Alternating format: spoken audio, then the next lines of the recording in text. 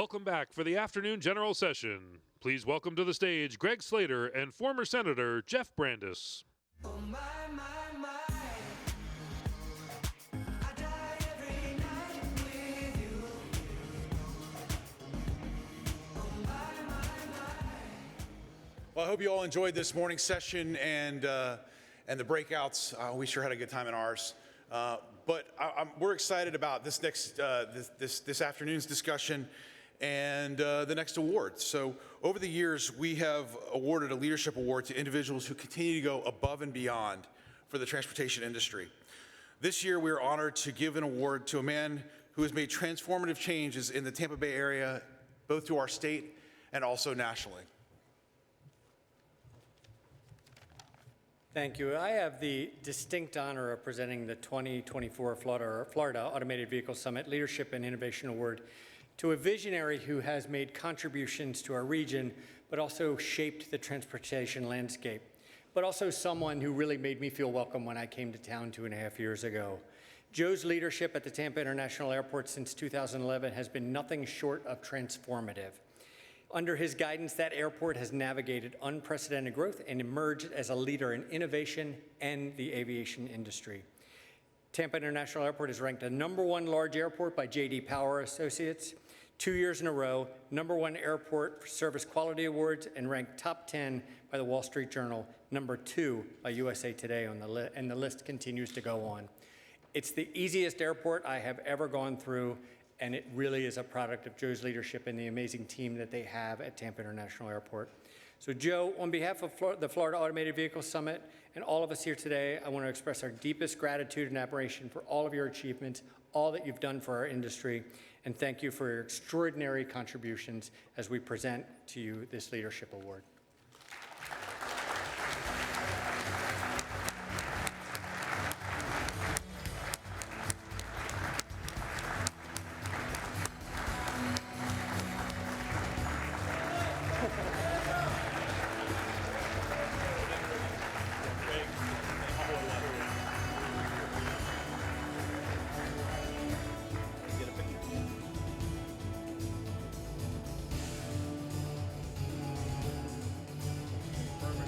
Say a few words. Okay, yeah.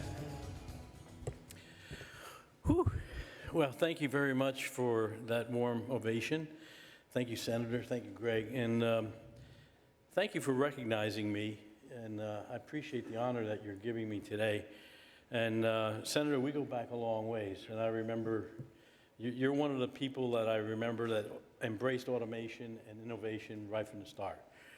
And always enjoyed going down to your offices and telling you the ideas that we have for the airport, and he embraced those ideas as new ideas. Greg also, ever since he came to town, things have gotten better. So I'm honored to be up here with you both. And I just want to say, first of all, thank you for recognizing me for this award, but also thank you for giving me the privilege to run your airport. This is not my airport, it's your airport, and I'm just got the privilege to be the CEO. I was talking to somebody outside, and he was saying that the design of the airport is unbelievable. And I will tell you that the guys who came before me were brilliant. And so I stand on their shoulders. The design is amazing. And he said also it's about your culture, that people actually care, and we're very proud about the airport. And I told him the story. I said, I was giving a speech to the South Tampa Chamber just the other day. And I told him how, when I walk through the terminal, if I see a cup or a piece of paper on the floor, I pick it up. And all of my employees do the same thing. So we have 600 custodians that pick up paper. And I told them, you could do that too if you want. And they were like, I don't think I want to do that. But anyway, it's a pleasure. It's my honor. So thank you very much, and enjoy the rest of the conference.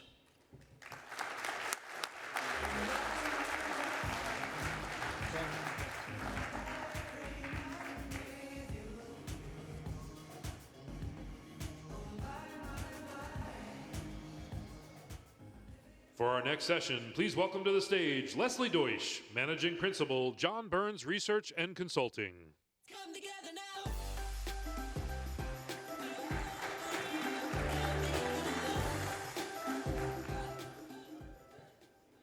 Good afternoon, everyone. I'm looking forward to being here. Again, my name is Leslie Deutsch. I am a Floridian. I'm based in Boca Raton, Florida. So I'm coming here from a slightly different perspective, if you will. My expertise is not automated vehicles, but my expertise is housing. But there's a big intersection that happens between housing and vehicles and technology, to be honest with you. So I have worked at this company. Here, let's see. There we go. My company's called John Burns Research and Consulting. I run the consulting division of it. Just to give you a sense, this is not a marketing piece, but an idea of what I do every day. This is my consulting team. There's 45 of them. We are all nationwide across the country. This is what we did in 2023. We wrote 850 reports in 118 markets in 34 states. So we are working with builders and developers and master planners and landowners and banks and private equity groups, and we are designing and figuring out where people are moving, how they're gonna live, and how they're gonna play, right? What are the amenities that go along with that? So that is my expertise, and hopefully I'll share a little bit of that with you today. In addition to the consulting side of our business, we collect data. So we are extremely analytical, although my side is a lot more qualitative, going in and talking and seeing the land. We have huge data subscriptions for housing products. So think about Home Depot that needs to know how many sinks they need to order for the United States. For all the builders in the country, for the developers. We do design as well. We recommend amenities and how to build your house. So that's the company. That informs a lot of what we do and a lot of what you'll see today. And you'll see how that all kind of coincides. So the way that I'm going to talk today is three big things. And it took me a while to figure out how to make this an intersection. So we spend a lot of time, and I think the key is demographic shifts. If you want an advantage of whatever industry you're in, whatever business you're in, you have to understand the demographics because they're changing pretty dramatically over the next 10 years. So I'm going to step a little high level and talk about the demographic shifts. Then I'm going to go into what the developers are thinking. We work with all the top developers all over the country. We are planning 10,000 acres, 20,000 acres, and we're telling them, yes, you need a resort pool, but you also need autonomous vehicles. So we're trying to stay ahead of every trend there is to attract those people to come to the areas. And then finally, what I'll do is wrap it all together and say how that's going to impact Florida. So demographics is one of my favorite topics. And this is one of my favorite charts. This gets me in trouble a little bit. This is the US population by age group over the last 10 years. So looking backwards, 2013 to 2023. And what you can see here is that the growth in these two sections of the population is really started to fuel demand for suburban living. These are people, as you can see, they're over 25. You can see the 30 to 34 and 35 to 39. That's the growth of their population. They were starting to have kids around 30, 35, and they need more space. So that started the growth of the suburban living. Same with the 60 plus. As our economy, as our population started to age, we saw a lot of growth in the 60 plus. They started to move out of the cities and into the suburbs where medical was more convenient and they were closer to their grandkids. You can see what I'm going to do. This is the only forecast that actually holds. I'm going to make everybody a year older, right? So now we're going to look 10 years into the future. And then what you can see here is that everyone is getting a little bit older, and we're actually the growth of the city dwellers, if you will, the 20 to 24-year-olds, the 55 to 59-year-olds, that's really, really minimal. The strongest growth is really at that family-forming age and at the older end of the population. So what we're planning for and what we're telling the developers to plan for is growth of the suburbs. That's people are starting to leave the cities. We had a huge revitalization of cities, and they're going to start moving to the suburbs. Now, I'm not saying the cities are dead. They are not dead by any stretch of the imagination. They're just not going to grow as fast as they did in the past couple years. So just to keep an eye on where people are moving, they are moving out.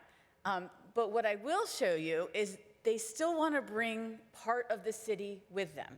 They don't want to live way out there. So 2016, we trademarked this term called surban, which is in the suburbs, but has a little bit of an urban feel. So you can jump in a car. You can walk to a restaurant. It doesn't have to have thousands of restaurants. You can go to your grocery store. So these are areas that feel a little bit like an urban city, but are much smaller, lower crime, better schools. And you see them popping up absolutely everywhere. I used Tampa here on example. Your city is a great example. It's not the downtown Tampa, but it's a smaller component of it.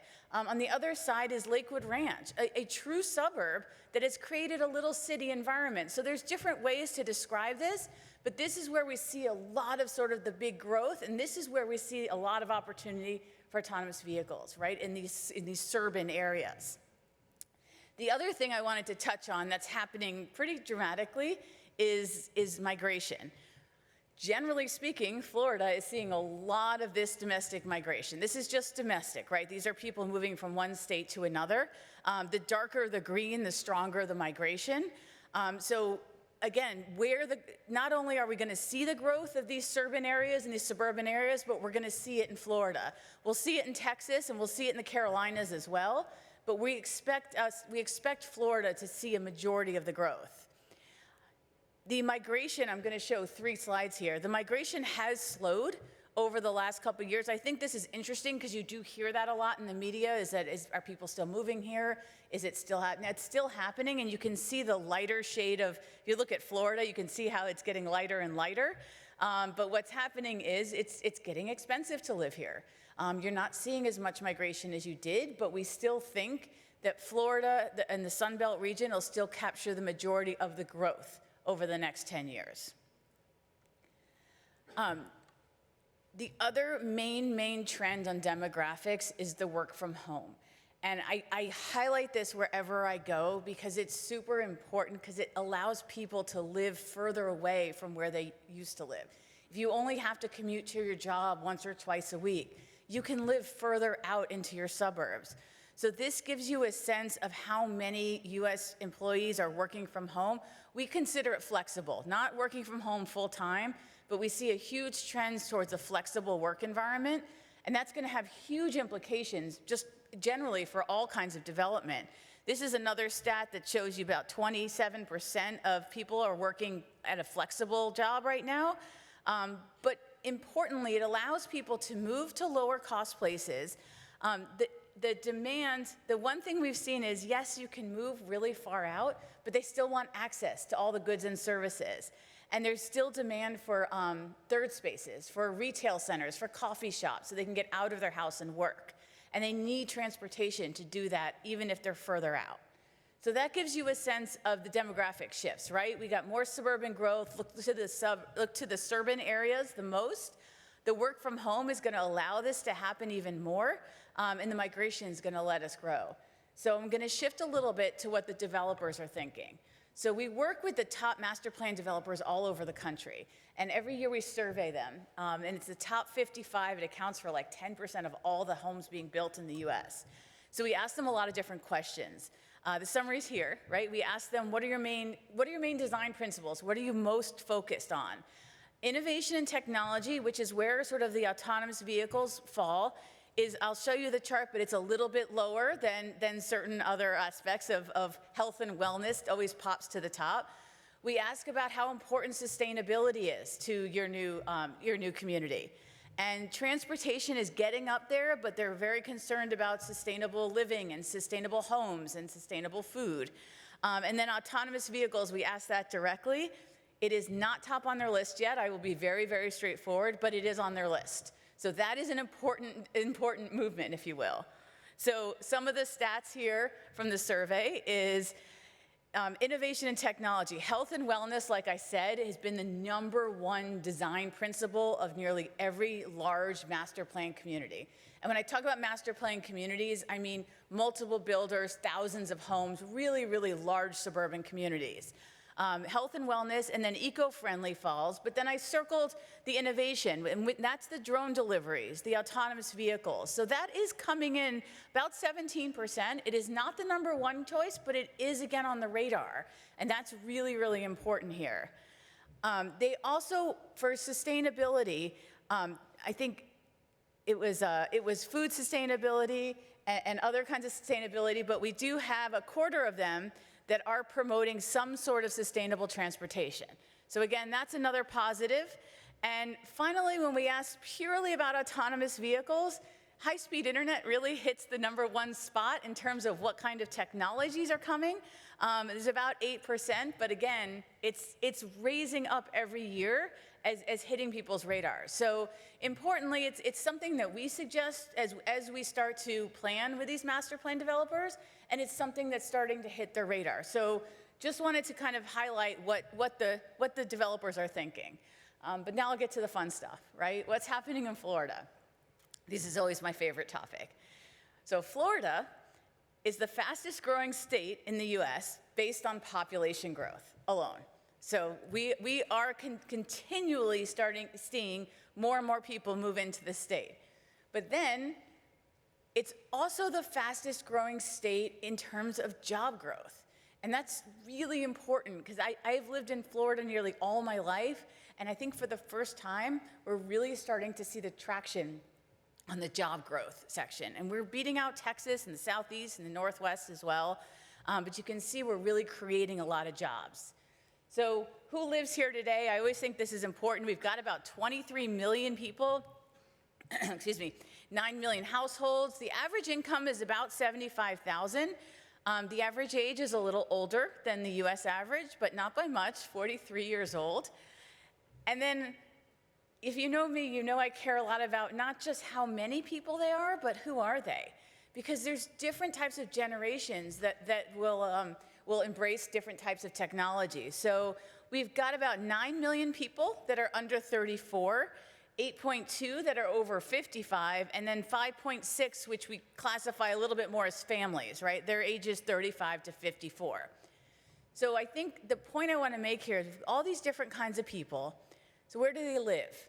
And I put this picture of Florida on here. The more dots you have, the more dense the population. They live exactly where we would expect, in central Tampa, in Orlando, in Jacksonville, down in South Florida, Fort Myers. You start to see the concentrations and the density of where people live when you do this.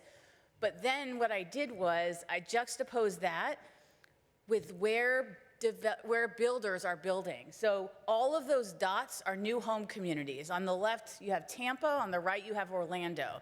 I put that yellow star where the downtown is, where the central core is, and you can see what's happening.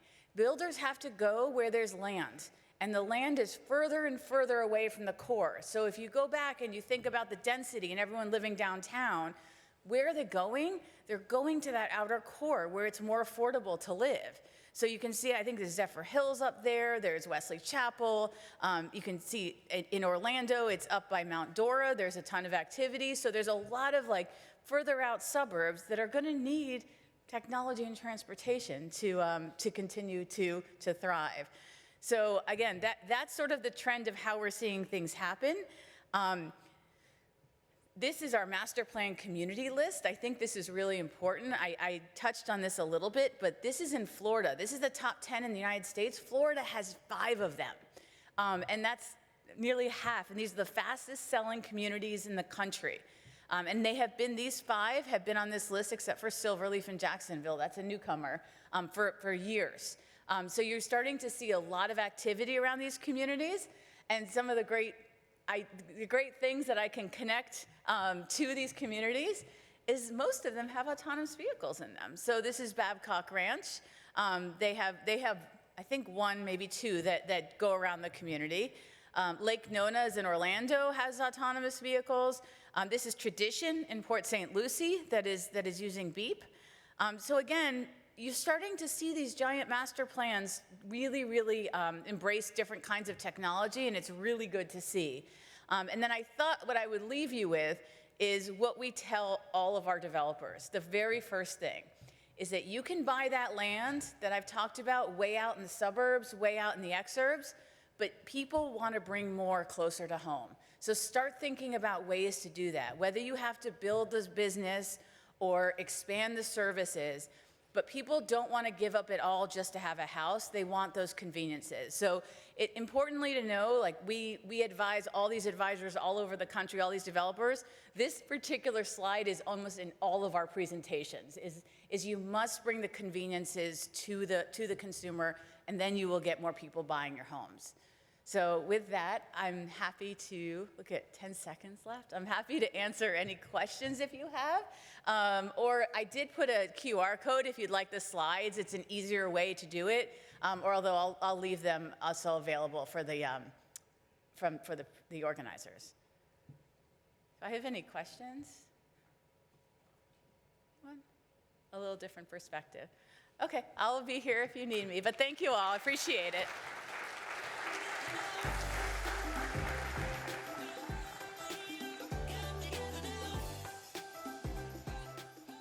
Please welcome the head of Uber's Autonomous Mobility and Delivery, Lando Juarez, and former Senator Jeff Brandes.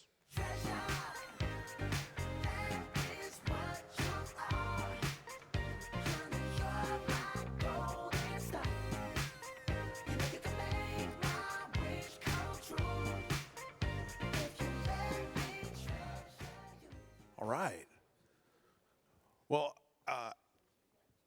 since I started in the industry about 12 years ago, I've built some incredible relationships, and Lando being one of them. So thanks for being here. Thanks for, I know you just got off vacation, and this is probably your second stop on probably many more trips that you're probably taking over the next few weeks. But excited that you could join us. Why don't you introduce yourself and talk a little bit about your role, because you have one of the longest titles I've seen at Uber.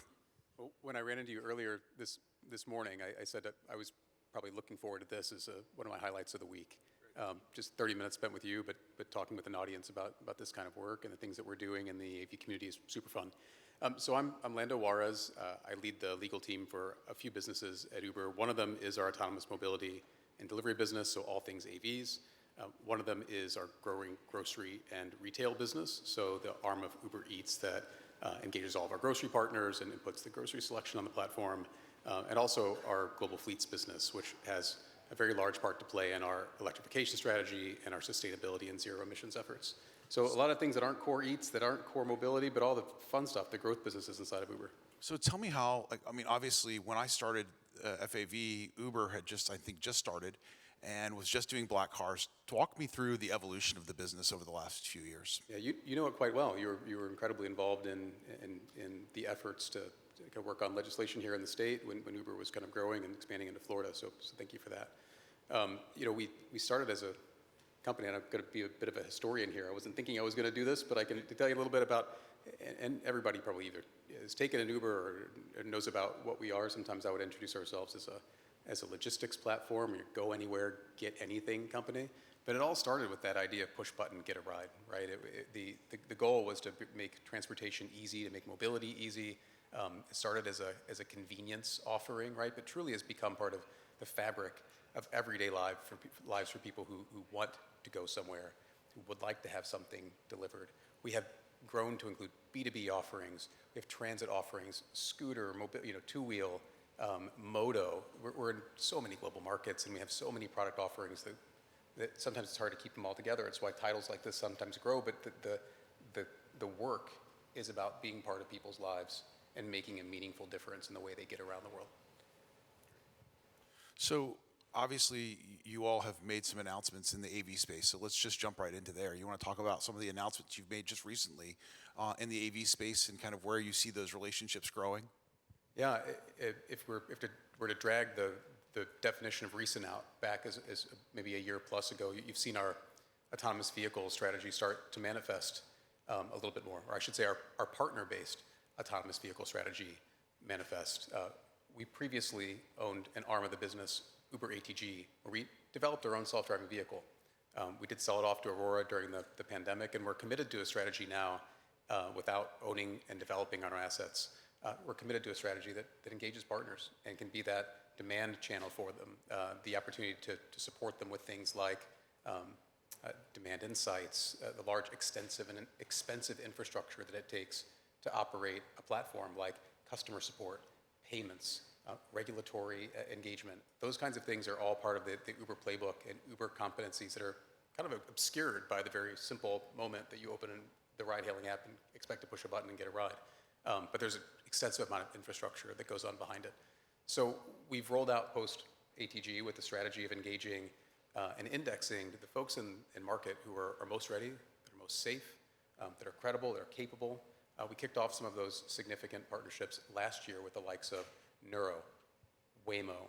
More recently, you've seen us partner with Cruise, with Wave, in whom we made an investment in the last week.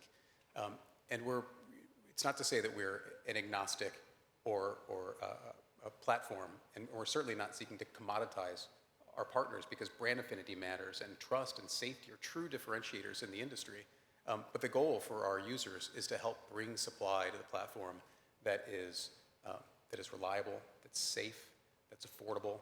And if the long-term goal of Uber as a business strategy is to be an affordable and rational replacement for personal car ownership, putting autonomous vehicles into the supply pool is a wonderful way to accomplish that goal and bring some innovative technology to users. But then there's this incredibly layered discussion that we all know about responsibly bringing automated technology to users that we have to consider. And that's kind of part of the fun of the work that we get to do with our partners.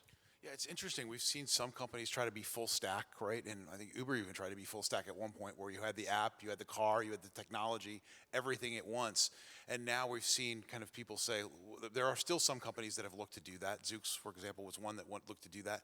And Waymo's obviously doing that on their app. But that I think the industry is also evolving to these specific platform models as well. And that's kind of where that evolution is going. Is that what you're seeing as well? Yeah, that's right. There are players who do want to be full stack, right? And when you think about developing a self-driving car and then also developing that layer on top of it that is essentially an Uber-like layer, right? The customer-facing demand app. It's an incredible amount of work and strategy to put on yourself as a business. It is an extensive and very contextually different challenge to build a ride-hailing app when you're also trying to build a very smart self-driving car. So we partnered with both, and I think that our partners have seen much higher utilization on our platform than they would through their own native 1P channel. We're a high demand throughput, high utilization platform. We know a thing or two about keeping earners busy and giving them transparent earnings, reliable earnings, and our AV partners are seeing those same types of things come to bear when we work with them. We can give them those kinds of insights that really help them maximize this very expensive piece of machinery that they've built. So as head of legal, obviously you're dealing with safety and insurance and all of those things, and obviously the insurance challenge is one of the biggest ones most states are facing. Is auto insurance is a huge challenge. Talk a little about what you're seeing in that space and how that's evolving. Yeah, as we're talking about the challenges of what it will take to scale AV technology, and without talking too deeply on insurance on the core mobility business, we'll talk about it on the AV side of the house for a second. But when you're scaling a ride-hailing platform or an AV ride-hailing offering, you have to think about so many parts of infrastructure that include insurance. One of them is financing your vehicles, and operating a fleet at scale is incredibly expensive. The piece price for buying your tech, for buying your underlying vehicle, for buying the sensor technology, and then of course developing it and keeping it under continuous improvement, over-the-air updates, all those things. That's expensive, right? So it's an expensive piece of your infrastructure. The other parts of your infrastructure are those parts that I think somebody earlier today said there's a point where you switch from talking about strategy to talking about logistics. The logistics in the field, fleet operations, having folks in the field who can service, clean, turn over your vehicles on a daily basis, working in the field to have things like depots for charging, make sure you have fiber and power run there. We're at a policy conference. We're in Florida. You have to think about working with the utilities, working with cities, working with, getting on a list of work orders that maybe take many months out to make sure that your depot is outfitted with the things it will take to run a scaled mobility operation out of it. And then, of course, there's that layer that we talked about, the app infrastructure layer or the customer-facing infrastructure layer, which is things like support, teleoperations, remote operations, payments processing, and those kinds of things. Insurance is a huge component of that. Uber has seen in its core business. We know about the expense that it takes to run And there are state obligations on ride-hailing, on both commercial operators and on ride-hailing platforms for non-commercial peer-to-peer rides to make sure that there's insurance in place for rides. And insurance isn't perfectly priced in yet for AVs. I mean, there's a long-term L5 perfect driver record moment where these companies may be underwriting all of their own risk and may be able to self-insure because they stand behind a product that's incredibly capable and they know quite well. In the meantime, there are players that are traditional insurers. You see the likes of Swiss Re working with Waymo. You see folks making custom insurance products in the space, including people who also dabble in the safety assessment, safety case assessment work like Edge Case. There are people who are both startups and established players in the insurance industry trying to figure out how do you price insurance on an autonomous vehicle. In the U.S., it's particularly challenging because of the tort system and the liability-based structures that we have. We haven't seen those huge outcomes come to light yet in court cases or the kinds of things that would really help an underwriter price an insurance offering for autonomous vehicles. But it's certainly one of those fascinating things that we all have to understand as an industry. We know a thing or two about it, having operated rides at scale, and we'll help our partners understand that landscape a little bit better as we offer AV rides at scale. So obviously the safety landscape has evolved dramatically even since you've been in this role. Talk a little bit about what Uber's doing on the safety front for drivers and passengers. Yeah, thanks for asking. You know, Uber ATG was a great learning point for the team that remains at Uber, and certainly the Tempe incident that occurred, under Uber ATG's operations in 2018 in Arizona serves as a touchstone for the rest of the industry to think about and examine, and has served as a touchstone for the likes of the NTSB to think about and examine the core SMS safety management system practices, operational safety, functional safety, system safety and integration in your development efforts. We've thought about that and seen it at Uber ATG. And while we're not developing a vehicle at Uber any longer, we know a thing or two about what our partners are going through. We know the layers of UL 4600, of ISO 26262, 26262, of the types of things that they will think about when they grade out their safety, when they assess and simulate their safety. And we know the importance of making sure that industry safety standards are being followed and promulgated and being participated in by industry members. And I think that things like the SAE work and the other standardization that's going on there is incredibly helpful in the absence of federal regulations that standardize what a vehicle should do to perform adequately, safely, responsibly. When you don't have that in place, you fall to the likes of a safety case and you satisfy it with your own artifacts. And we, as an industry, folks are attempting to rally around common language, common taxonomies on what that means, but we're still not there to a point where we have standardization. It's easy for a normal driver to come to the Uber platform and go online. If you bring a vehicle that meets basic qualifications for the platform, it's been certified and inspected at the state level, and it's licensed at the state level, well, then it comes on the platform and you can greenlight it for operations on the platform. We can't do that with autonomous vehicles, right? We don't have a state standard or even a federal standard for what is safe enough to operate, and instead it's satisfied by a patchwork of obligations and representations that the community has kind of pulled itself together to do in the absence of that top-down regulation that we see. So what we've done is we have published our safety standards. They're open. You can find them on our website. You can find them at uber.com/autonomous. We've done some blog posts surrounding it. But there's an expectation with each of the partners that we work with that they will submit to us a representation that their vehicles do not pose an unreasonable risk to motor vehicle safety, the same types of things that you would see represented when you self-certify a vehicle to NHTSA, for example. And we ask that they provide proof points that when they represent that representation, that it's credibly backed by things that they do, operational safety, system safety, and the top-down kind of cultural safety that you expect to see a high-quality, responsible player in the industry performing. So talk a little bit about Uber and Florida's relationship, and kind of, it took us, I think, 4 years to pass the bill here in Florida. But then, now Uber is essentially a verb in the state, and we've seen, obviously, a state with 23 million people, 130 million tourists. It's pretty important for Florida to have you and for you all to be here in Florida, I would imagine. Talk a little bit about that relationship. Yeah, it's incredibly important. there's a reason that this policy conference is attended as well as it is, in part because of the efforts that Florida puts into investing in infrastructure, doing it the right way, following through on its commitments. It certainly did that when Uber came in as a ride share app during the earliest parts of our, of our expansion. And being able to see the environment when you come to a policy conference like this, we're talking about urban air mobility, you're talking about autonomous vehicles and other automated technology, sidewalk robots. We have sidewalk robot partners like CartKen doing work here in Miami and in Dade County.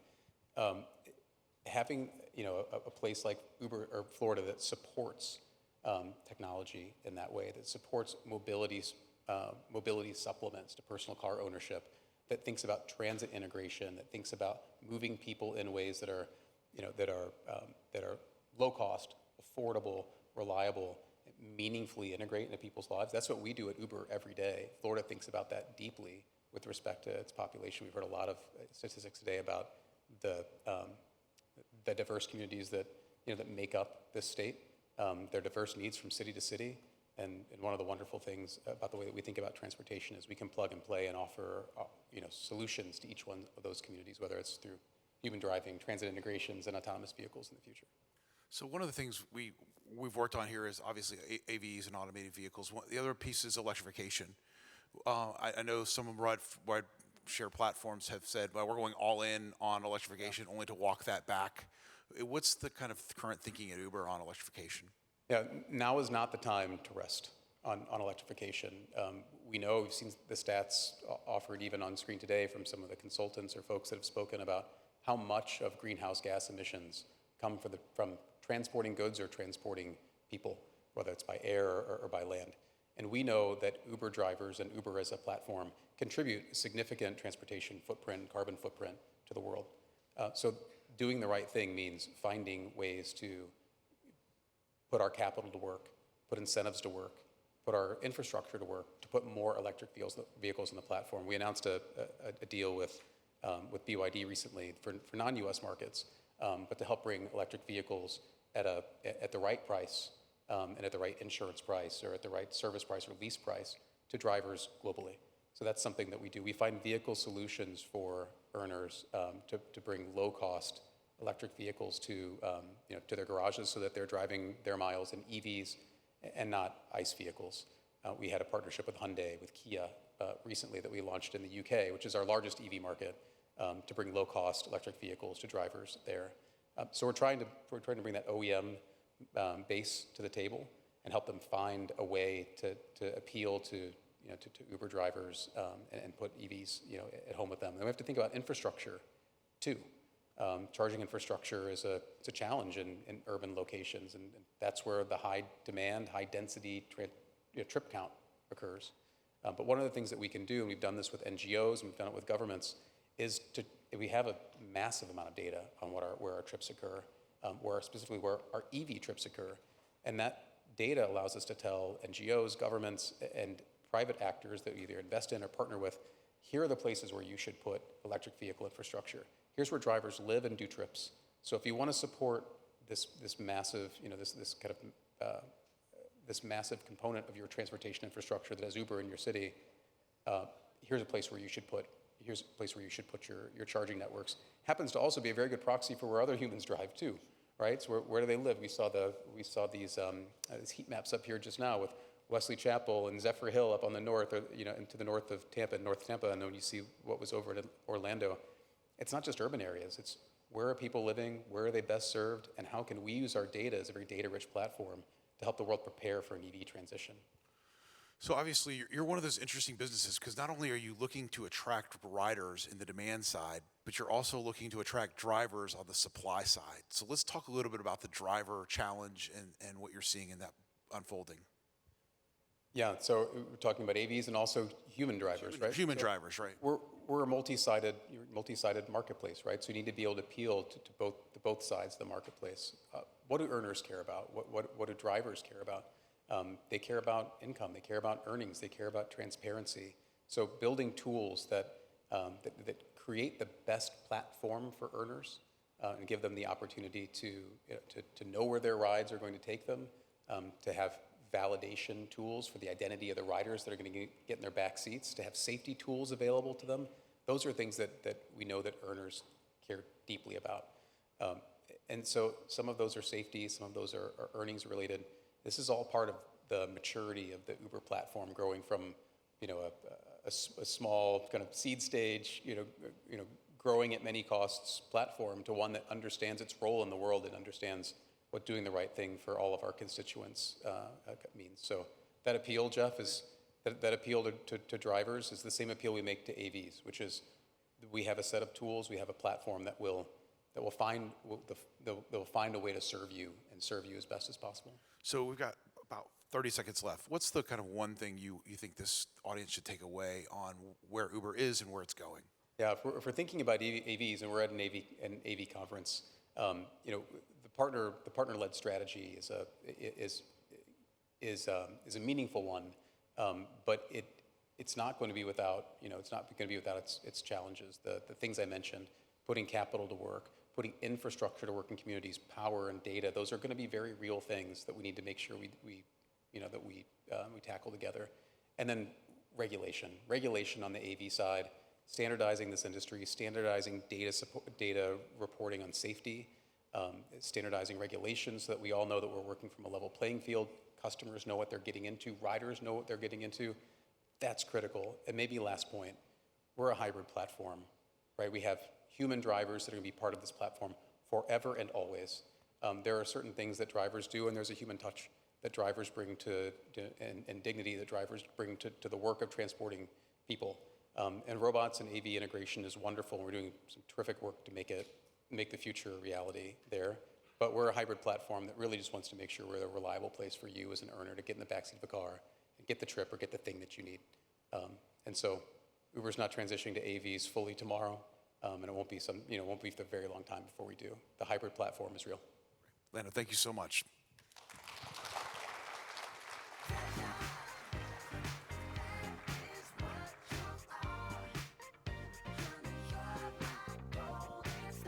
Please stand by as we set the stage for our next engaging conversation.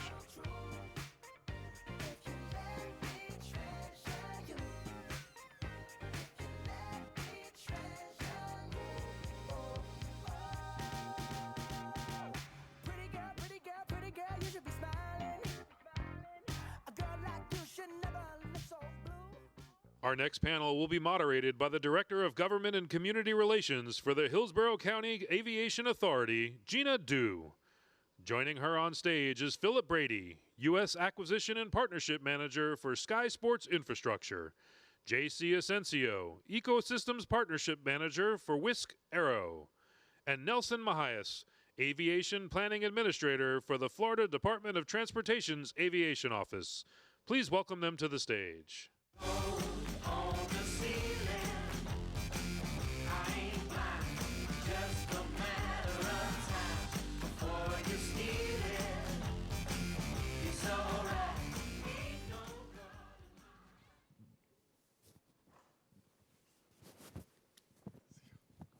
Good afternoon. Good morning, good afternoon. So since the summit last year, quite a bit has changed in the advanced air mobility space. At the airport, we hosted the first eVTOL demonstration in Florida, which was also the first at a major airport in the country. And there's been significant work across the industry. And I just want to say that that flight was a direct result of Senator Brandis and the connections that we made here at Florida Autonomous Vehicle Summit. So there's some great things that come out of this place. And today's conversation is going to be a high-level overview of what's evolved in the AAM space and where we're going for the next year, wrapping up with some questions from you all. So to my amazing panelists, thank you all for being here. From your perspective, what are some of the biggest changes in the last 12 months in the AAM industry?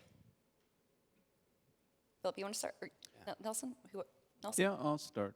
So from Florida Department of Transportation's perspective, last year has been very interesting for developing and supporting AAM in the state.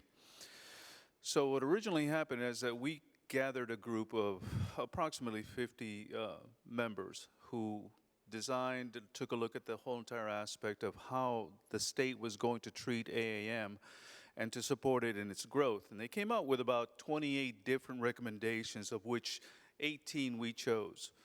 Part of that recommendation was that we develop these guidebooks for land use, specifically for airports originally, and as a subset for AAM in the state of Florida. So we set up these meetings, and we had 3 tabletop drills, and converted eventually, after the working group was done, we took those same members and we converted them to an advisory council. And what we did was we had 3 tabletop drills that we literally went to different cities, choosing the large organizations, mediums, and small. And we literally worked through their zoning, their land use perspectives, their airport protections, their airspace protections, land use protections, so on and so forth. And through these tabletop drills, that also included the FAA and NASAO and a few other entities that came in and were willing to go ahead and share their advice and comments into this guidebook. We inevitably came up with the AAM land use guidebook,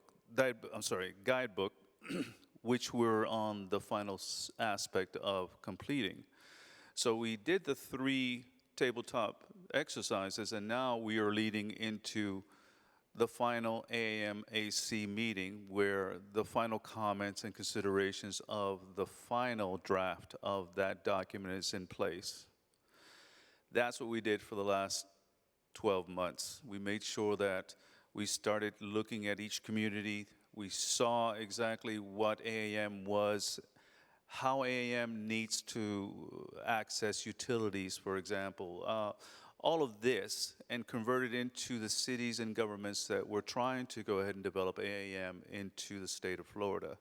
In the end, that's where we ended up. And we're waiting until approximately end of September, to about the 25th, we're going to have our final meeting, and then the final draft will be adopted. And from that point on, we're going to go ahead and start developing a training program.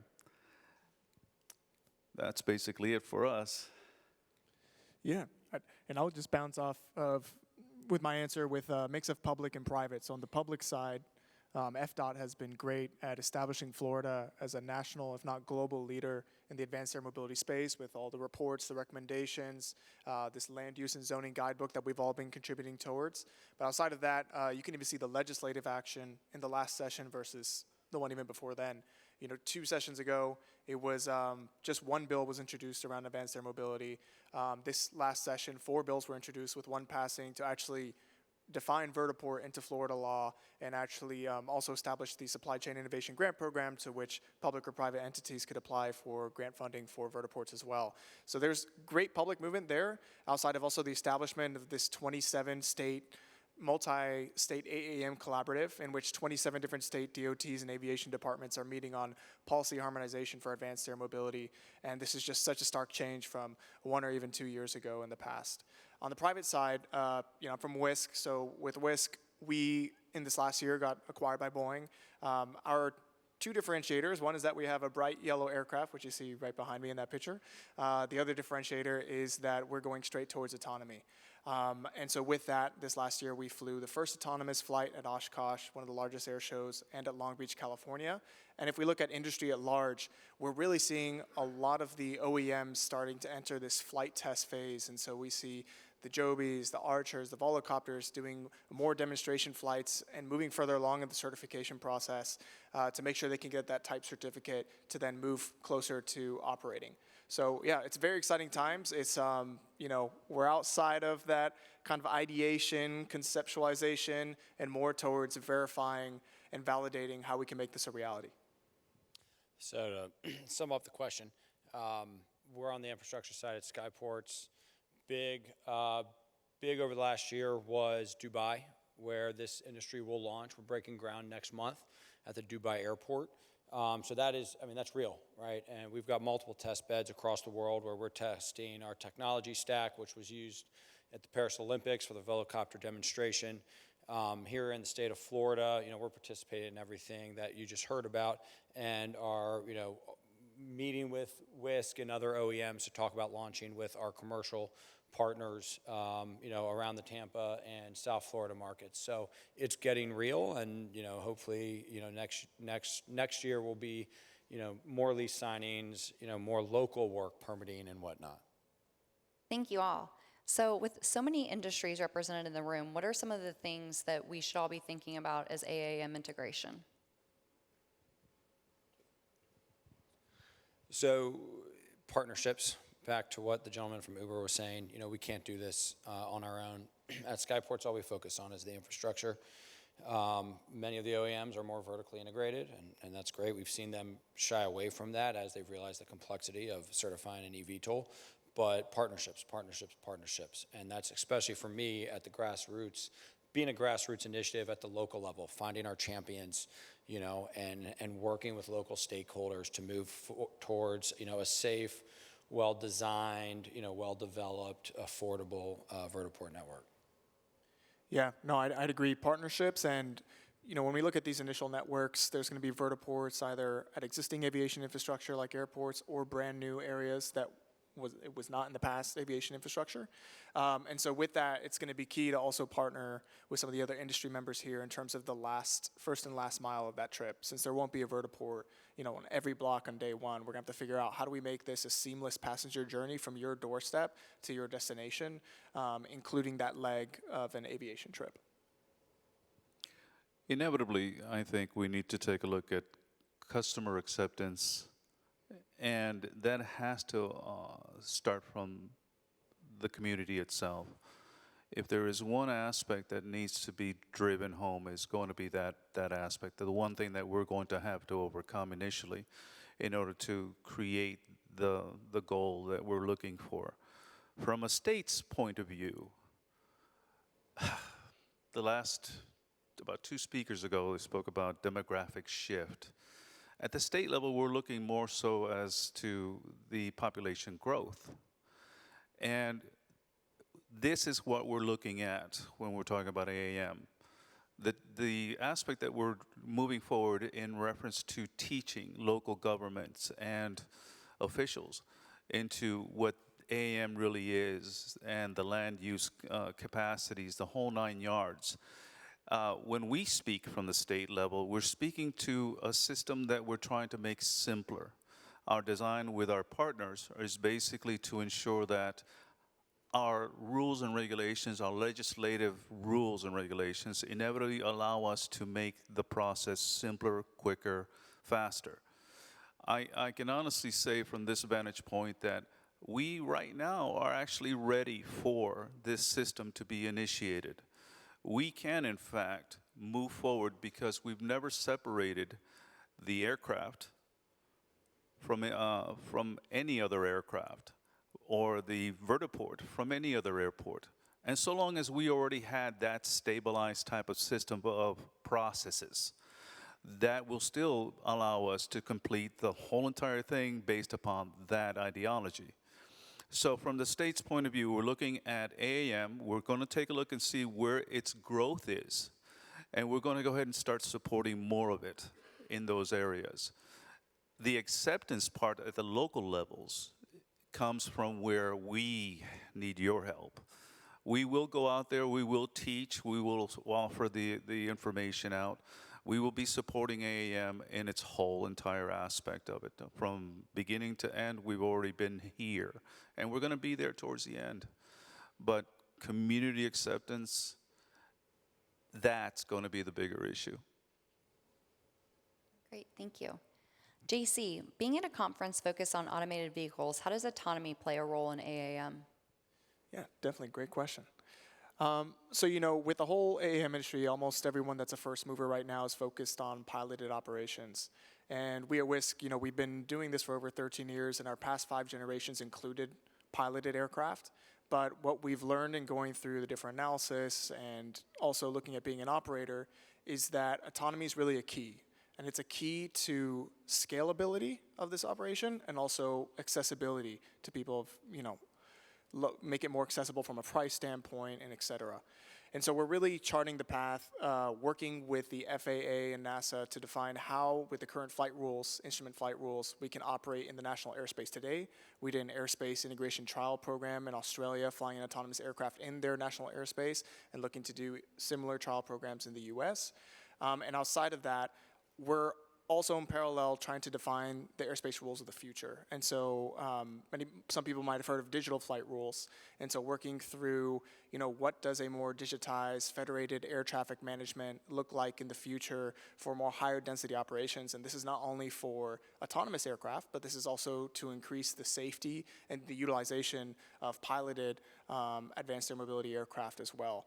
So a lot of people try to put crawl, walk, run with autonomy more at the run, but really, we're doing it is 2 crawl, walk, runs. So we're really trying to be a fast follower to the market to enter into service before 2030 after the piloted aircraft. And so we need them to succeed, but at the same time, we're defining that certification basis from an operational standpoint so that whenever the other operators want to transition to autonomy, that certification basis is there as well. Philip, Nelson, anything to add to that one? I thought I started that. I mean, so when we design a vertiport, our vertiport planning team looks at flight paths in and out, and largely the community acceptance part of Nelson's concern is ensuring that the flight paths align with major corridors, right? They don't disrupt the local community. If a vertiport's not going to be a net value add, then it shouldn't be built, right? And there's NIMBYism in every community, and so how do we get through that? Autonomy adds another level of complexity, right? Because it has to be safe. That's a given. If we haven't said that yet, I mean, it's understood. And so back to automated vehicles on the ground, 5G is in the past. We need to start thinking about 6, 7, 8th G to really get the ability to move and transfer the data to ensure that not just drones and eVTOLs, but automated vehicles and all the little automated delivery devices of different shapes and sizes are all working together. And so, we're all different space within the automated world, but working towards the same thing. And I mean, data and safe, secure data movement to process everything is fundamental. When we take a look at it from the state, autonomous vehicles for us basically identifies a need for a larger vertiport facility, for example, because the automated vehicles will require approaches into wherever they're going to be parking, which creates a larger area to protect. The approach area itself needs to be protected. The land use needs to be greater. So from the state's point of view, we look at automated vehicles as an expanse of the vertiport system itself. The types of landing pads you're going to be using, and really the amount of space you're going to be required into that sense. We're already looking at whether we're waiting to see exactly about noise issues, so on and so forth. And I know those are the ones that were brought up by the city. Utility companies are concerned about the amount of electricity that they're able to go ahead and provide if Tesla sits right next to the facility. So there's a few things that we have to go ahead and take a look at. For us, the automated part of it is specifically how large the facility needs to be safe on the approach, because they won't be able to just land. They'll have to take that approach, and it'll be an electronic signal telling them how to land at that point, and that's going to be required for your automation. Great, thank you. Nelson, you touched on the audience really needs to be helping with the communities to embrace this. Does FDOT have any recommendations on how to get that community acceptance? There is, well, that's a good question. So the aspect of how to get that information out there and so on and so forth, really the bigger issue is what exactly do you have to be able to present the data, to be able to present the issue, and to mitigate any of the concerns that the communities have.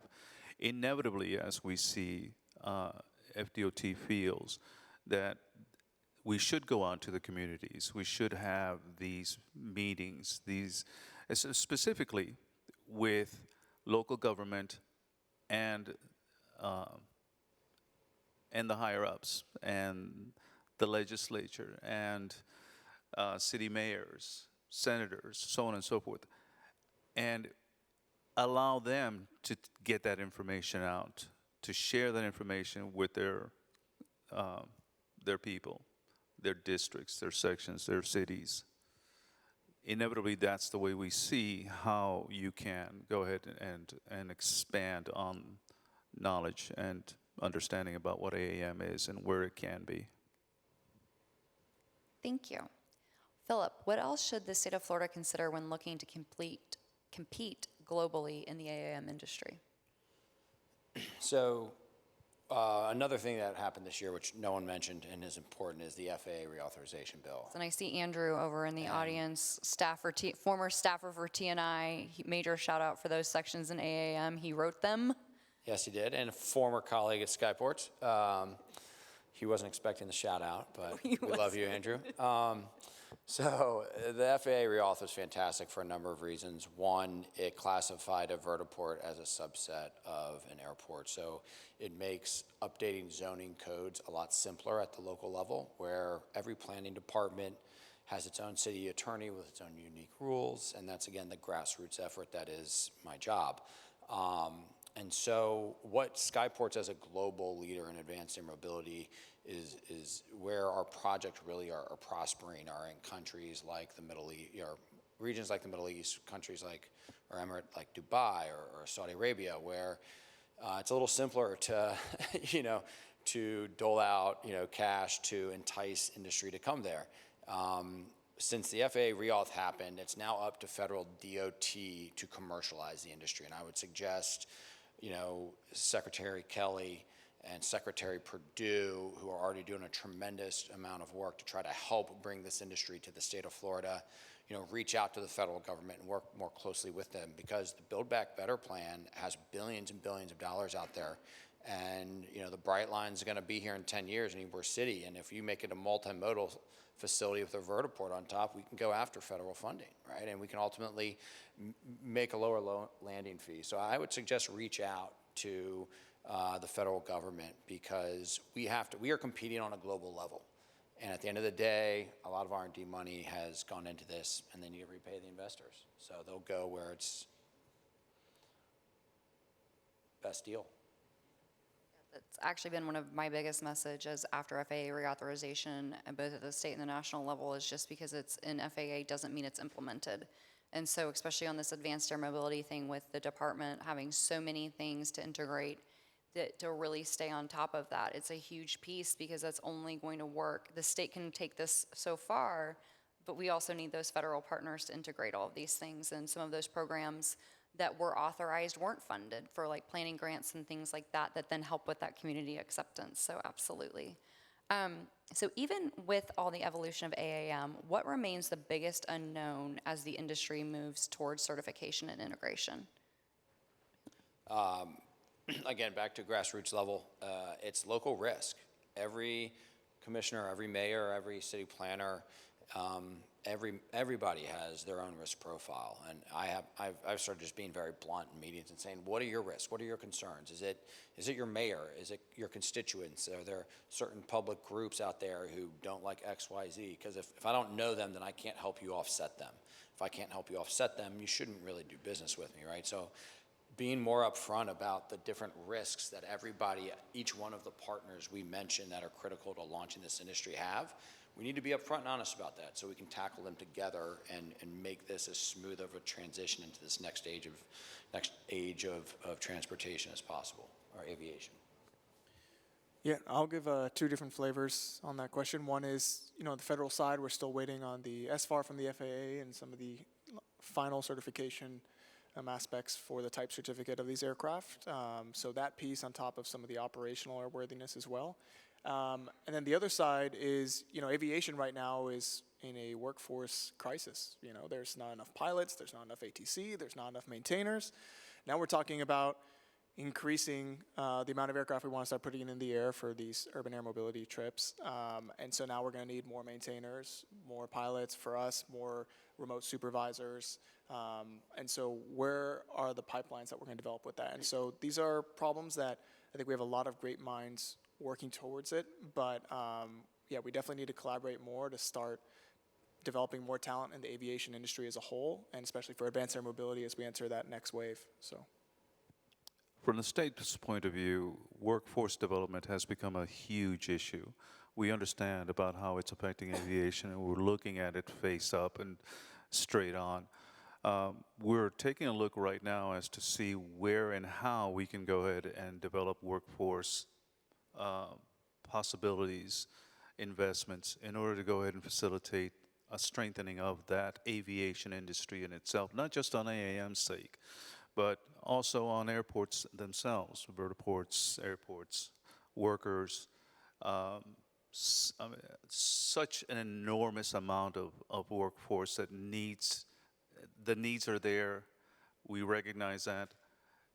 Right now, we literally are working on workforce development and proposing plans and so on and so forth. Can't go really into it because it's really at the beginning phases of it, but understand that the state does know that there's a workforce issue and that we are looking at all modal sections in order to try to address it. But aviation, for me and for my colleagues in the aviation department over at the FDOT, it's become primary. So much so that we have put a lot of our efforts towards that section. Just to finish this off, workforce was the major issue that I think that you're going to face initially. Problem is that pilots take time. Controllers take time. There are certain things that we as a state cannot control. We cannot help.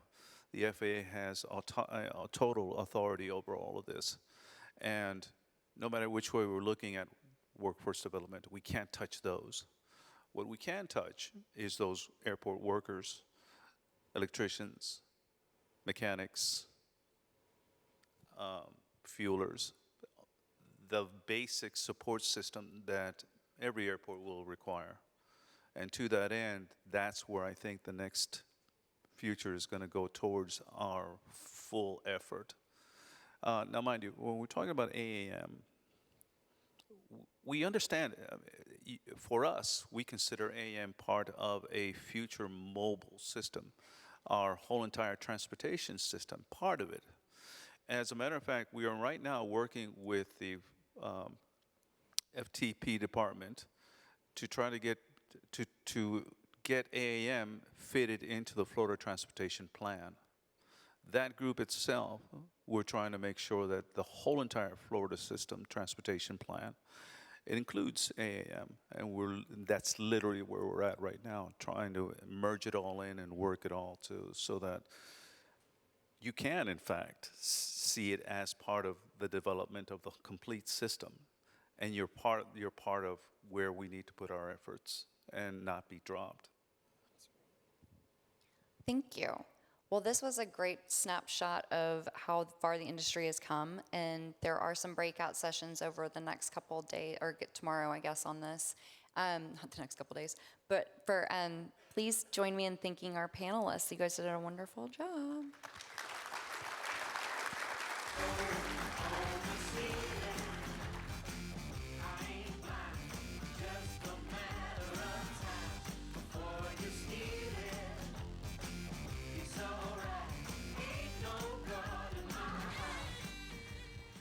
And for your final panel of the day, the moderator will be Mike Scridato, principal at Nojuma. Joining him will be Eric Tao, Director of Statistical Services for the Insurance Institute for Highway Safety, Sergey Litvinenko, co-founder and CEO of COOP, and Todd Inman, National Transportation Safety Board member. It's a new day. It's a new day. It's a new day. It's a new day. It's a new day. All right, so standing between us and free drinks is a nice talk on insurance and safety. So we've got some diverse perspectives here. let's start by having everyone introduce themselves, a little bit on their background and what their company does. Myself, I've spent most of my career leading innovation at Munich Re, a global insurance organization around the future of mobility. I now work with carriers and startups in developing risk solutions in those areas. Eric? Hey, I'm Eric Teal. I'm the Director of Statistics at Insurance Institute for Highway Safety. We're a nonprofit independent group funded by auto insurers to do studies to figure out what works in highway safety and tell everyone about it. Hello, everyone. My name is Sergey. I'm a co-founder at Coop Insurance. We are an insurance technology company focused on autonomous vehicles and robotics. Good afternoon. I was standing between you and lunch apparently earlier, so thrilled to make it in the back. I'm Todd Inman. I'm actually now a board member for the National Transportation Safety Board, but this is an interesting kind of connection for me. Previously, I spent 6 years as an adjuster for State Farm, 3 in the Special Investigative Unit doing arson and organized crime, then went on to be 17 years as a State Farm agent, one of the top 50 in the United States, 5,000 households. So I've kind of seen it from both sides. Great. So we're going to start our discussion. Our first couple questions, we have a few slides from the presenters, and then we'll have a little bit more of a free-form discussion if we have time, some questions from the audience. So let's start with Eric. What has IHS seen in terms of advances or lack of advances in safety and reduction in crashes from both ADAS and automated driving systems? Yeah, thanks for that. So I have a couple slides about this. I will point out that only a crazy person would try to talk about everything we know in 5 minutes, but I'm a crazy person, so this is happening. Do I have to click this? Okay. There we go. Yes. So it's important to remember, we often talk about effectiveness and we mean what percent of crashes does a given thing prevent. But in terms of at a population level, there are a couple other things to consider. There is, for any type of technology or intervention, is what proportion of crashes is that thing designed to address in the first place? Then we have the actual effectiveness, how well does it do in preventing those crashes? And then for it to prevent crashes in the population, it has to be out there a lot. So I'm going to talk a little bit about some of the different levels of automation, starting with level 4, sort of the truly self-driving vehicles.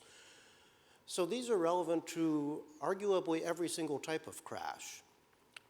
And the research conducted by us and many others is pretty promising. These are still small sample sizes because these are not widely deployed yet, but the results we're seeing are really good. And we're conducting a study right now using the SGO data, which we hope to have some recommendations for how to improve that or what else we might need to answer these questions. Now, one thing in the L4 space is that it's very difficult to do these studies because for reasons I don't have time to go into, there's a lot of challenges. So one of the things we did recently was work with Waymo and Cruise, a bunch of other groups, to jointly come up with a set of recommendations we call the RAVE checklist for retrospective automated vehicle evaluations. These are intended to help researchers avoid obvious problems when conducting studies, but also help people that are interested in the results of these studies evaluate ones that are published. Going down to SAE level 2, this is the partial automation that works under the assumption that a human is paying full attention. And we released a study recently showing that overall the effectiveness of this is virtually 0. And it's not clear that this was ever intended to be a safety feature, more like a convenience feature or comfort feature, that type of thing. And this is much more widely deployed than level 4. You can go and buy them in dealerships. In Florida, in fact, about at least 5% of vehicles on the road have this functionality right now. And one of the issues here is that we know there are some serious risks, even though the overall net effect is 0. There's a big opportunity for misunderstanding, for misuse, for other issues, and there have been several high-profile fatal crashes involving the use of these systems. So one thing that we've done is make a rating system for vehicles that have these that focuses heavily on driver monitoring, making sure that assumption of the drivers paying attention is met to the best of our ability. and also making sure that the vehicles are not too self-driving-y, like they don't do auto lane changes by themselves, for example. And while we're talking about automation, I think it's important to remember we can't forget about SAE level 0. So these include things like electronic stability control, which has been required since about 2012, I think, and automatic emergency braking. So these things address much more targeted types of crashes, like rear-end crashes or loss of control, that sort of thing. But they hit all the major types. And a lot of these systems are very effective, preventing 50% of the crashes they're designed to prevent. These things are also improving. So one thing we've noticed with AEB is as the systems improve, they weren't really detecting motorcycles quite as well and other things. So we have a new testing program that includes motorcycles, large truck detection, and higher test speeds. And my last point is, we're talking about technology and improving highway safety. So one of the big things is using technology to help drivers behave in some of the big areas, like alcohol. We lose 13,000 people each year, a similar number for speeding. And distraction, the number is 3,300, but we all know that's underestimated simply because it's very difficult to measure on the scene. So that's what I have. You could see a lot more on our website or social media, and I'll pass it along. Thanks for that, Eric. And you talked about how for level 2 and these ADAS features, you can buy those vehicles today. You can also buy insurance for those vehicles today. Most of us are probably driving similar vehicles like that. Level 4, though, you said they're difficult to buy. They're also difficult to insure. Sergey, maybe you can talk a little bit about what are some of the challenges in insuring autonomy and robotics from a traditional carrier perspective and both an InsurTech startup perspective. Thank you, Mike. Sure. So I would like to drill down on level 4 automation. Those are the fully driverless vehicles that you don't need to have supervision for. And I really want the audience to go into the happy hour thinking about insurance, so you can understand what's going on in the autonomous vehicle insurance space. So you can take a level 4 autonomous vehicle, and there are two types of it. First of all, there is a commercial use case, commercial autonomous vehicles. Think about what Waymo, Zoox, Cruise do today, and their insurance, which is a fleet insurance, is pretty much solved. Today, we have the products, we know what data to look at, we know how to work with that data. The regulatory base is picking up, but the current insurance framework actually works.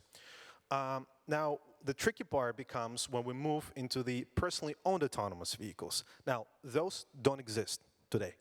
And we believe that, there are companies that work very hard in that direction, like GM, Hyundai, Tesla, and sooner or later, your vehicle will be able to drive itself. But even if it is able today, insurance doesn't exist. It cannot support a situation like that. Now, to give you a better idea what I mean by that, insurance typically follows the responsibility. So if you have a vehicle, whether it's fully automated or partially automated, as long as there is a driver and there is a steering wheel, human is going to be responsible for the accident. So your Geico, your Progressive will work. Now, in the situations where there is no steering wheel or there is no driver, that's where things become tricky because human is no longer driving. Now it's a robot.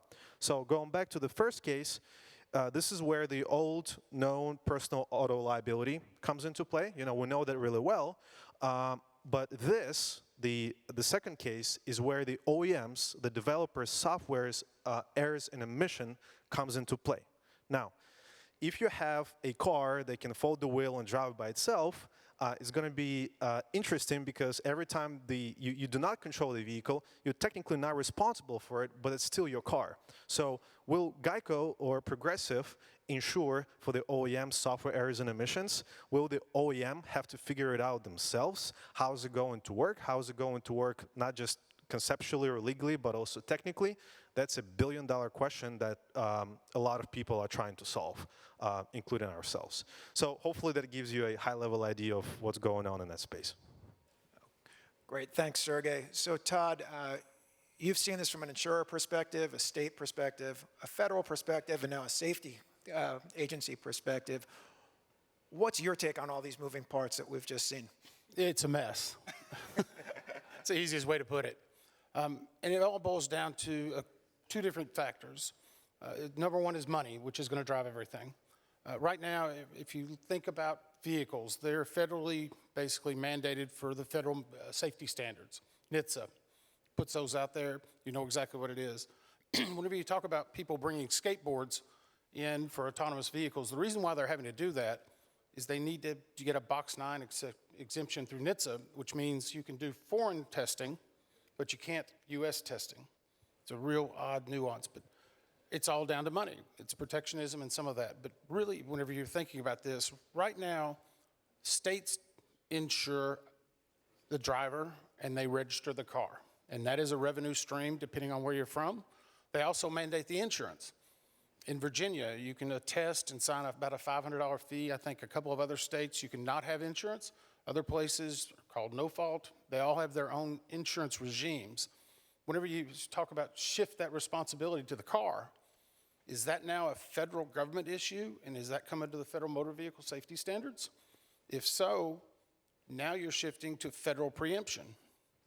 Insurance companies have been built around state exemptions, state issues. You have state insurance commissioners, and they all want to make sure they protect the revenue stream and the consumers that are operating in their state. Until you solve for the federal preemption issue on the insurance, you will not see widespread adoption. Just the easy way to say it. Yeah, I think the money, and I think another part of the problem is data. You know, Eric shared some data. Like many of you, I'm sure were listening to the Autonocast. Their latest episode talks about some of the challenges in getting the data to prove the effectiveness of Tesla's driving systems. There was a great study done in July, released by Swiss Re and Waymo, where it was the most comprehensive study that I've seen that talks about the effectiveness of Waymo's technology done by Swiss Re, a leading insurer. Sergey, I'll start with you. We see such studies. What was your take on that study, and how does it compare to some things you've seen? I loved it. It was great, the data, the transparency, and also the example that it sets. You know, if you look at the paper, it pretty much says that the reduction in the frequency of events resulting in bodily injury, property damage was down pretty much by 95%. The only shortcoming of the paper is that the sample size wasn't big enough. It was, you know, in a few million miles. To make it statistically significant, you really need to look at billions of miles, which we are far away from that, of course. And even the results that we see today in our portfolio, and we insure over 20 use cases, some on-road and some off-road, our loss ratio compared to the industry average is many times lower, which means that the automation works, at least with the data that we see. And one thing that I think how this paper can evolve is that the paper talks about the actual crashes, but not about the scenarios that can lead to those crashes. For example, in trucking, NHTSA has a study that revealed that there are 4 pre-crash scenarios that explain 75% of accidents. So if you're a truck on a highway, it's usually the rear end situation, the opposite lane situation, the opposite traffic, it's junction, and it's also lane changing. And when you have behavioral events in those situations, that typically leads to accidents. So now it'll be great to see how we can actually go a level deeper and see the distribution of behavioral events in similar settings. I think it's going to be very revealing, and autonomous vehicles have all of that data. It's just a matter of how we're going to get it and how we're going to report it. Eric, from your perspective, you know, some of the data that you shared earlier, where do you guys get your data from? So a lot of our data is publicly available data or data that we buy or collect as part of a study. But we have a sister organization called the Highway Loss Data Institute that gets data from the majority of our member companies and does analysis of these same safety systems using that data. So I was going to say the Waymo and Swiss Re study was a really good example of that, where it complements what's known about police-reported crashes, and the police-reported crashes complement this. So for example, in the Swiss Re study, we know for the human driver side where the vehicle was garaged, where it lives. We don't know where it crashed. And the paper was upfront about that and said that typically is close to where it's garaged, but not always. Whereas in the police-reported data, we don't always know where the vehicle lives, but we know exactly where it crashed, often with latitude and longitude. So I think that complementary nature is very important in this field. There's no perfect study, and having a broad variety of methods and approaches is really important and strengthens the evidence. Also, to Sergey's point about the sample size, I think we're not going to get to several billion miles immediately, so it's important to keep doing these studies along the way and track our progress. And Todd, from a federal perspective, how do you guys get your data both from an individual incident and then at a more macro level? So for the safety side, we look a lot of the state's data and try to pull that in. Some of it's mandated from the regulator side that it's got to be put through the Bureau of Transportation Statistics. There's a hodgepodge of it, but I'll go back to 1995. I was with State Farm, and at that moment, State Farm was the second largest repository of data behind only the federal government. They'd been insured, they'd been in business for that long a period, had so many data points, but that was 1995. Fast forward 5 years, another 5 years, another 5 years. The data is coming from massive different locations. Every time you get an oil change, I can remember throwing change into a toll road, and you didn't have any other option than to throw change or not.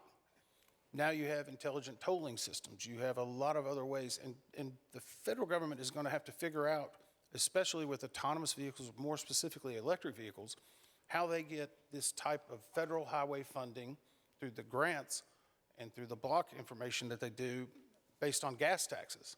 And they're going to be wanting more information so they can figure that out. You have some pilot projects right now. The most recent, surface transportation bill had that. Those are going to be connected at some point, and at some time, the government's going to say, here's the standard data blocks that we're going to have, and everyone's going to use that. MITRE does a great job right now of aggregating a lot of data. We get a lot from the Insurance Institute, but it's from all these different sources. So it's hard to figure out how to find one standard to where everyone knows that point BAC, 0.08, what that is. But it took 25, 30 years to get people in agreement to that standard. Yeah, great, thanks, Todd. So we saw some of this data in reduction in crashes as we get more and more automated, but unfortunately there will still be crashes. Therefore, there will still be insurance claims, there'll still be safety investigations. Sergey, can you start us with how do you see the claims process evolving as these vehicles evolve? And then we can go to Todd from how does this safety investigation evolve? Yeah, I would like to mention two things. First of all, when an autonomous vehicle is in the accident, you have all the data, the telemetry and the video data, the sensor data about an accident. And I know pretty much for a fact that the way this data is reported is super manual. And if you think about scaling to hundreds of thousands of vehicles eventually, even though the frequency is going to be lower, it's still going to be a decent number of accidents that you have to investigate. So an ability to pull the data easily and do this in a repeated manner that is acceptable to the government, to the company, to the insurance companies will be great, and doesn't exist today. And the second thing, also repairs. Well, if you have a custom-made autonomous vehicle, who's going to repair it? Well, OEM knows it the best. I don't think you'll take it to your local body shop. So that could also add cost to whether you're self-insured or you insure with another company. That's another thing to look out for. And I'd offer this, there could be a novel new entry into this market. If you think about it, normally whenever you've bought your car, you're then responsible for your insurance. You have to go buy an insurance policy. There is a potential to where whenever you buy the car, you don't take the liability for the car because the manufacturer then has it. The manufacturer is legally liable. You just own the car, you pay the tax, they're in charge and responsible for that. At that point, you get into a state of convenience for registration. We were talking earlier, if you ever notice on the roads, 150,000 U-Haul trucks are out there. Did you ever notice one common thing? They may have 50 different states on the side of them. Every one of them's registered in Arizona, 150,000.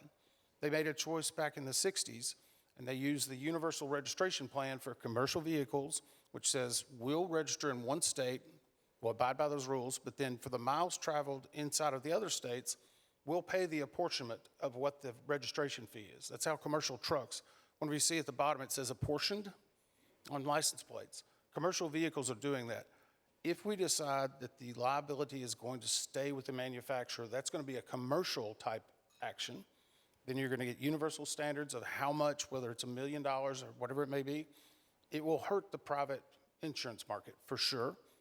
It will drive the trial attorneys crazy. I won't have to watch Morgan & Morgan every 5 seconds, but it will be a disruptive force. Yeah, we've got about 4 minutes left. One last question for the panelists to build on something we were talking about over lunch. You know, just opinion. Do you see the trend from both an insurance and a safety regulation standpoint trending toward the federal side or the state side, or still up in the air? Todd, maybe we'll start with you and work back with me. Start the easy way, yeah. The feds are going to have to decide if they're going to have federal preemption.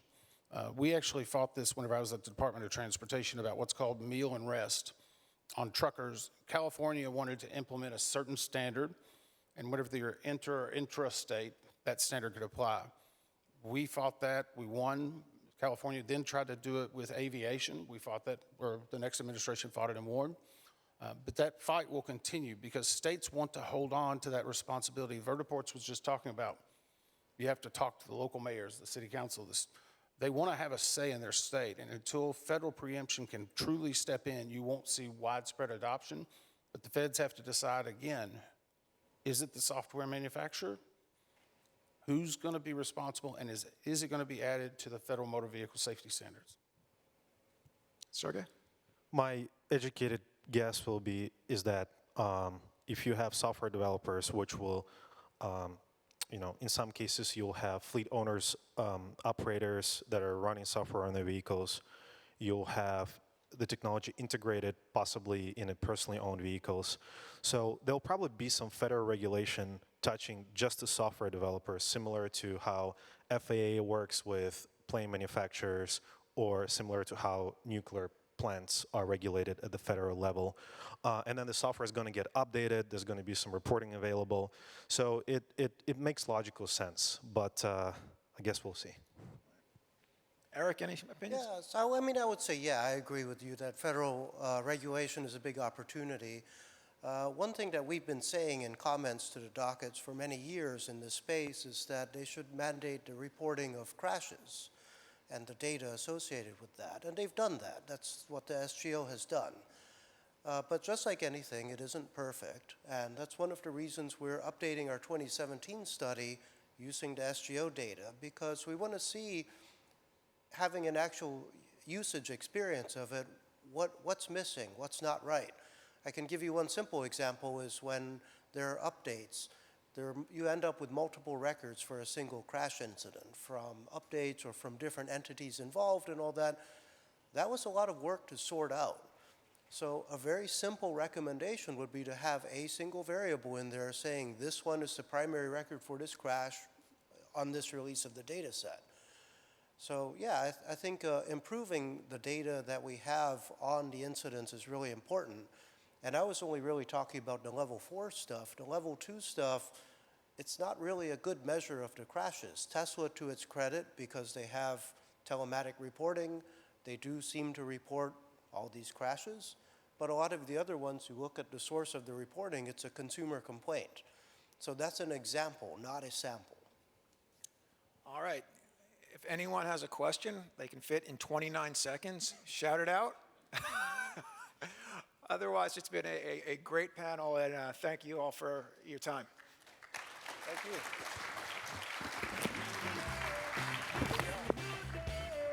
It's a new day. It's a new day. It's a new day. Please enjoy tonight's reception, sponsored by Florida Power and Light. And don't forget to visit the student posters. In the driveway, spinning out, think your life's going sideways.